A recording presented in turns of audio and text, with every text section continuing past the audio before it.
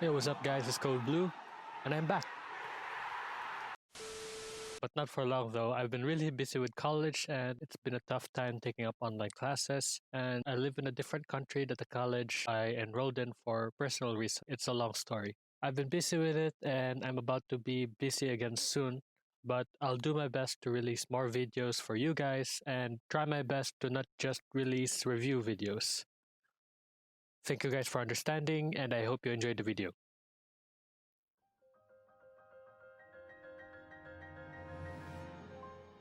Today I'll be reviewing The Legend of Zelda Breath of the Wild.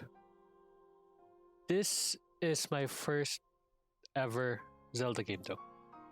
Yes, I've never played a Zelda game before, but from what I know, Breath of the Wild is very much different from the previous ones you know of. I'm guessing that it's a new concept towards a franchise. The Breath of the Wild was an absolutely amazing game that was released back on 2017 for the Nintendo Switch and the Wii U. It started off with Link waking up 100 years after the Great Calamity. So Link has been asleep for 100 years, and are you powerful from the get-go? No, of course not. I used a stick as my weapon for the first 5 minutes. I definitely recommend to play this game without searching Google for the strongest weapons to find or how to solve certain puzzles and riddles.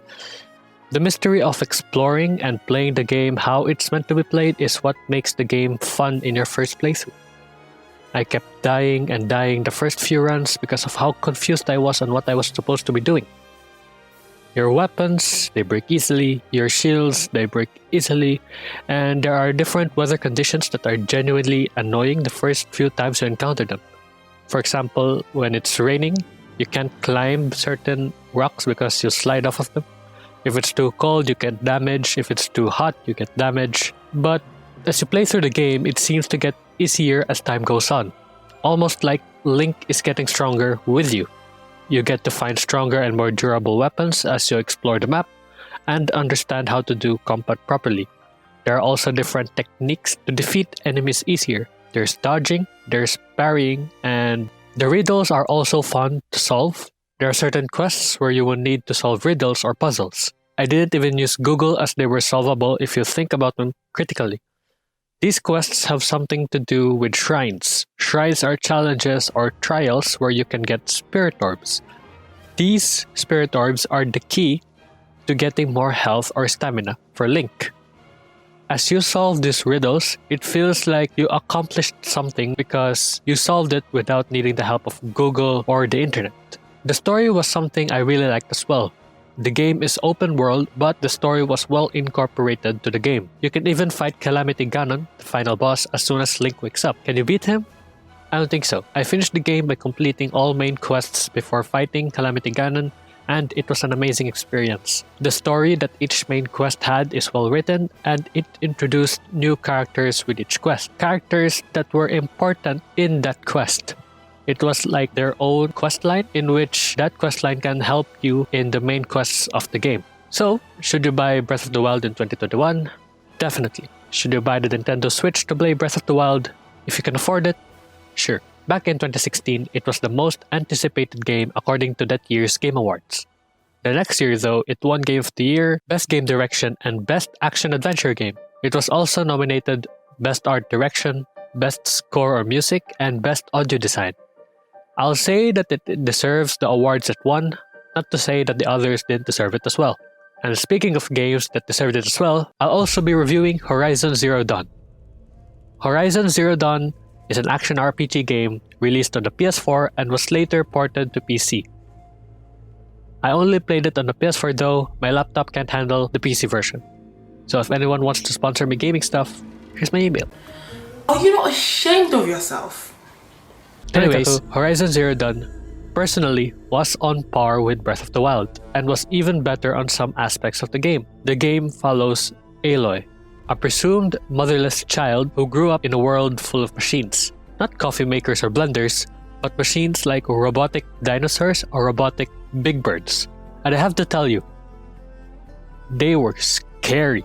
The feeling I got when I tried to hide from a sawtooth behind me, turned around and saw a thunderjaw, it was pure fear. But Like in Breath of the Wild, it seemed to get easier as you play the game. As you play the game, you get much more experience. You seem to understand more the movesets and the movements of the machines, their weaknesses. You will understand the importance of the different weapons as they can help in different situations. The combat seemed very fluid as well. Prior to playing this game, I had my doubts as to whether I would like the combat since you're using a bow and arrow all the time. And I never really liked using bows in other games. But I didn't feel that way for Horizon Zero Dawn. Instead of being annoyed with the combat, I found myself being satisfied with it. The feeling of hitting the weaknesses of the enemy and using the right type of arrows, and you hear the certain is unreal. I loved Horizon Zero Dawn just as much as Breath of the Wild. Both are amazing games, and both deserved to win the Game of the Year back in 2017. But Breath of the Wild won the award, and I have no complaints about it. Both are their own masterpieces, and I'm really glad I played them both all in about 1 week. Should you play Horizon in 2021? Like Breath of the Wild, yes, definitely. Should you buy a PS4 to play it? Sure, it's getting cheaper now because of the PS5 release, but that's your choice though. Horizon Zero Dawn is getting a sequel for the PS5, and I believe it is Link's 35th anniversary this year. And there have been speculations that the sequel of the Breath of the Wild will be released this year, but there have been no confirmations though, so let's wait for the next one. Both games are games that you should buy ASAP. That's all for today, guys. Don't forget to like the video if you enjoyed. Feel free to comment to share your thoughts and suggestions. Subscribe if you're looking forward to more of my content. Next game that I will be discussing or reviewing is Uncharted: The Lost Legacy. Have a good one, guys. See you at the next one.